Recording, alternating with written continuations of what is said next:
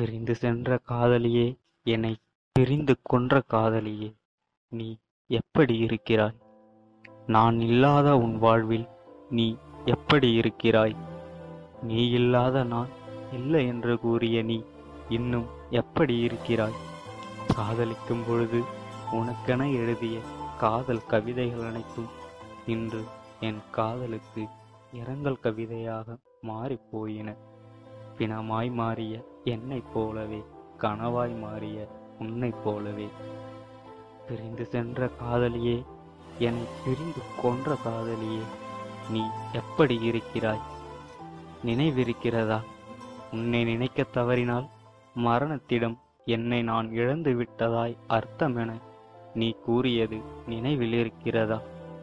அத்தனையையும் மறந்து விட்டாய், முற்றிலுமாய் மாறிவிட்டாய்.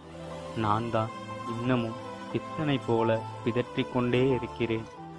உனக்கு தெரிந்தோரிடமும் உன்னை தெரிந்தோரிடமும் உன்னை பற்றி விசாரித்து கொண்டே வாழ்ந்து கொண்டிருக்கிறேன். இல்லை, வீழ்ந்து கொண்டிருக்கிறேன். அவர்களின் மூலமாக உனக்கு திருமணம் என தெரிந்து கொண்டேன்.